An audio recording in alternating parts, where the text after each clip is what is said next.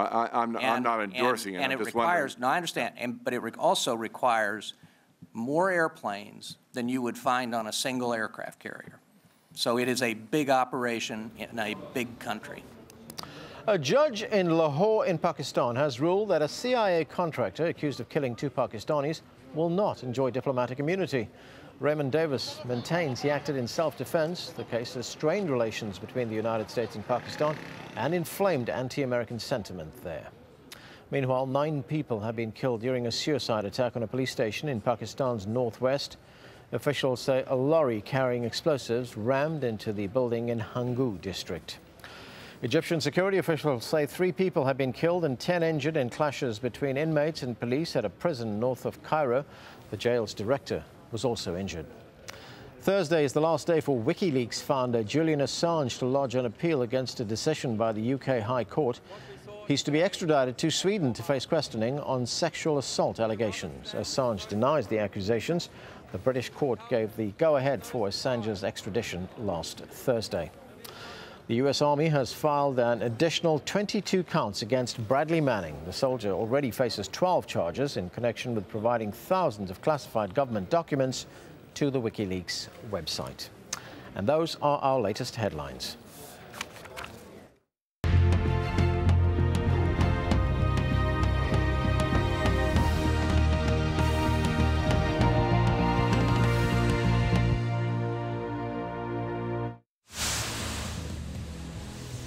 No-fly zone, 3 words dominating the discussion over just what to do next in Libya. But shutting down the skies is fraught with issues, political ones, legal ones, not to mention what the Libyan people think about it all. Can a no-fly zone over Libya really help to end the violence? This is Inside Story.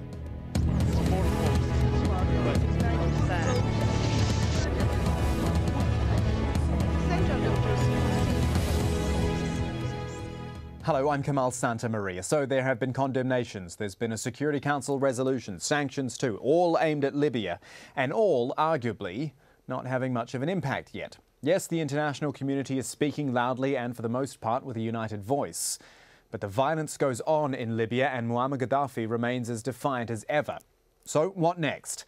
Well, the most talked about idea is a no-fly zone over the embattled country, something the United States has said is a distinct possibility.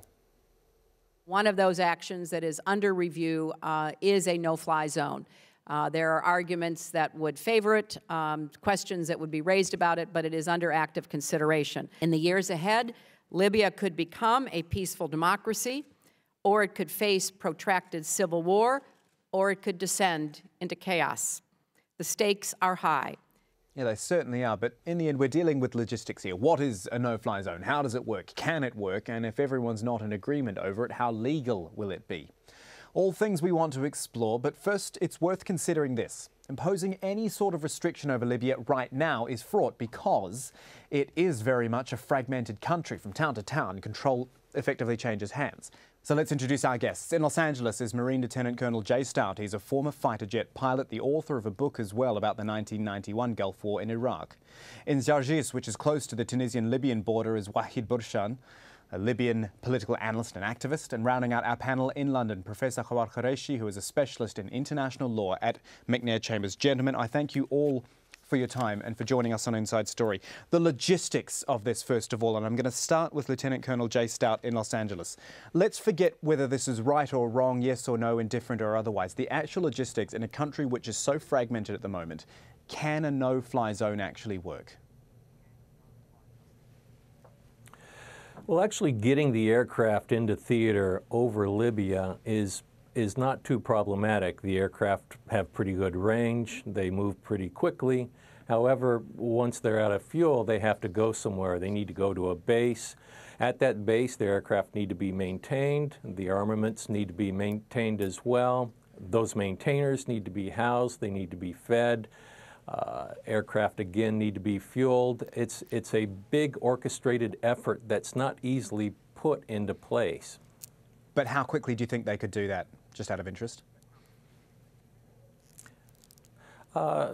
Certainly within a few days. Aircraft could be gotten there probably right away, but actually getting all the support personnel into place would probably take, again, a few days. Okay, let's get a quick thought from Wahid Burshan over there in Jarjiz in Tunisia near the border. Just your thoughts on this whole idea in the first place, because it seems to be, I will say, the only idea at the moment, or certainly the most prominent idea. Well, obviously, let me start at the outset and explain how the Libyan people view this. I mean, Libyan people are very, very proud people. Mm-hmm. And instinctively, they feel that they have to do this on their own.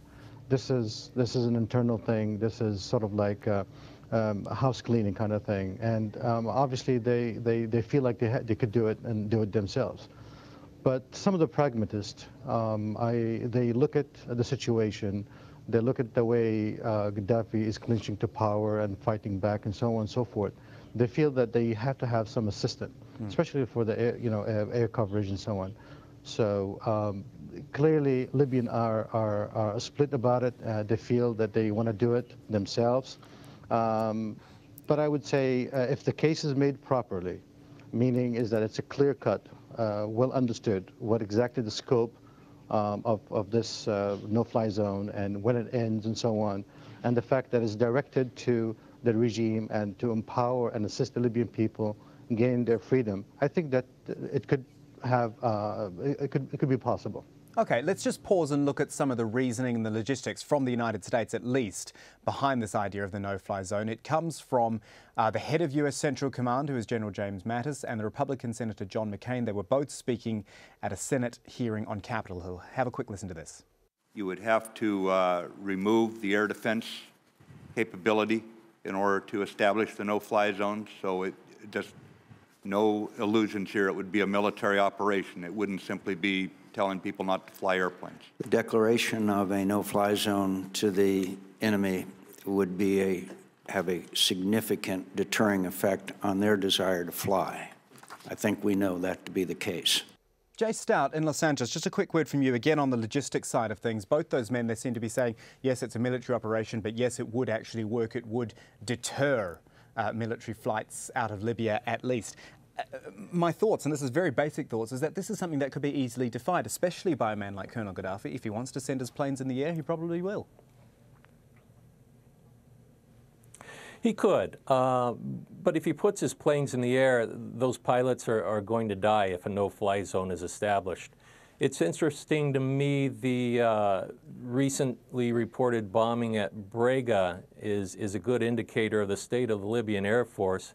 A single jet apparently dropped 2 bombs. Now, normally, aircraft don't go out in single, by themselves. Normally, they go in pairs or in flights of 4 or in bigger packages. So that tells me is that the Libyan Air Force has decayed to a point where they can't get more than 1 or 2 aircraft airborne, or that the pilots aren't willing to fly. But again, it's a good indicator of the state of the Libyan Air Force. Okay, this is good. We're getting an idea of the logistics behind how it works. I want to look at the legality now. That's why we've got Khawa Qureshi with us from London to talk about, as I say,